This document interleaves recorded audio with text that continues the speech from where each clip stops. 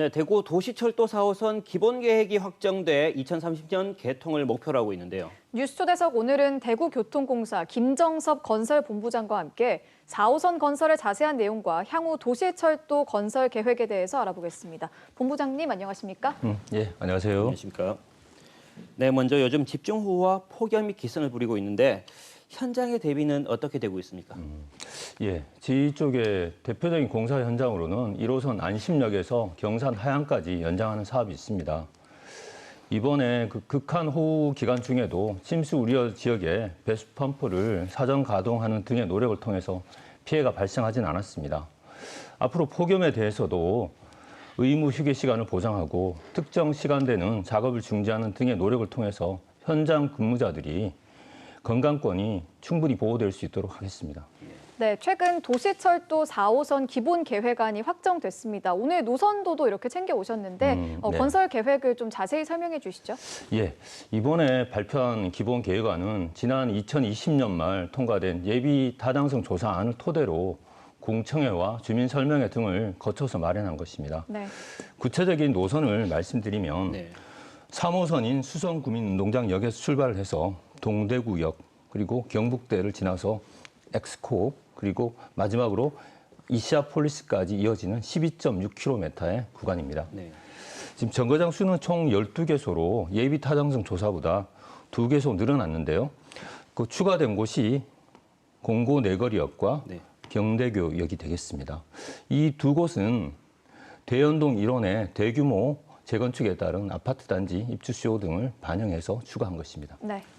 네, 이렇게 4호선은 철제 차륜 AGT 방식으로 건설하기로 했는데 이것은 그 3호선과 어떻게 다릅니까?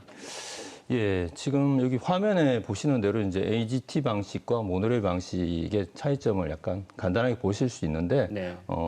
기본적인 사항들은 이제 그 지상의 상판 부분은 같은데 약간 개방감이 모노레일 방식이 조금 나은 부분이 있습니다. 네. 다만 그 AGT 방식은 안전 대피로라든지 이런 부분들이 확보가 돼서 안전성이 좀 강화된 그런 차이점이 있겠습니다. 지금 철도 안전과 관련해서 안전 규정이 강화돼서 2014년부터 시행이 되었는데요.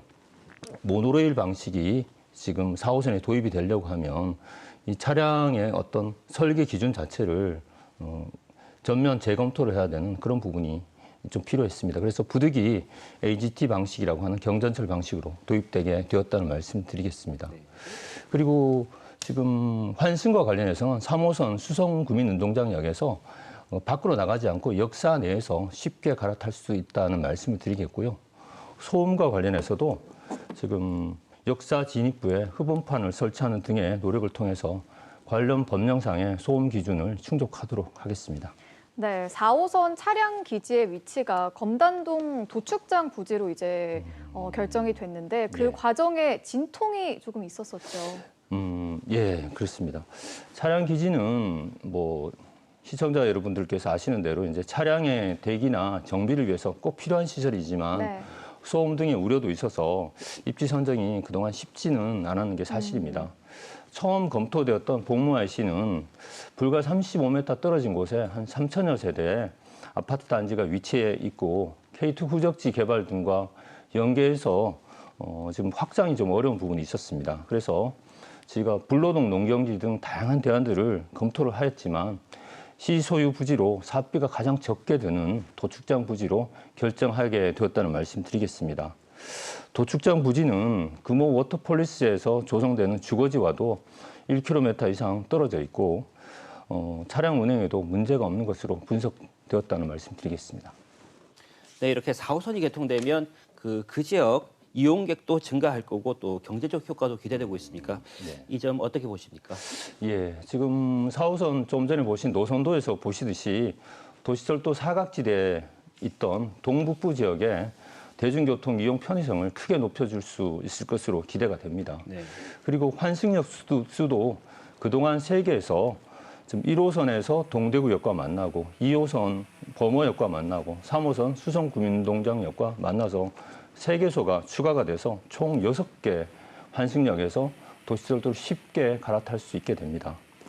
그리고 환승역의 어떤 위치가 그동안에는 중앙로 인근이었지만 동대구로 인근의 세계소에서 환승을 할 수 있도록 됨에 따라서 수성구와 동구, 북구를 이동할 때 이동 시간이 대폭 단축될 것으로 기대가 됩니다. 네, 알겠습니다. 끝으로 4호선 이후 더 큰 대구 순환선 그리고 수성 남부선 계획이 언급되고 있는데 향후에 도시철도 계획은 어떻게 되는지 궁금합니다. 예, 저희가 대구시가 2035년까지 적용하게 된 도시철도망 구축을 위한 용역을 지난달에 착수를 했습니다. 네. 이번 용역에서는 즉 K2 후적지 그리고 군부대 이전 예정지 이런 부분들까지 포함하게 되고요. 네.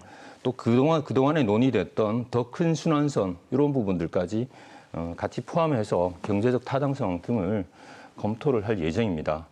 이번 연구 용역에서 도출된 안은 공청회와 주민 설명회 등을 거쳐서 2025년 하반기까지 확정할 계획입니다.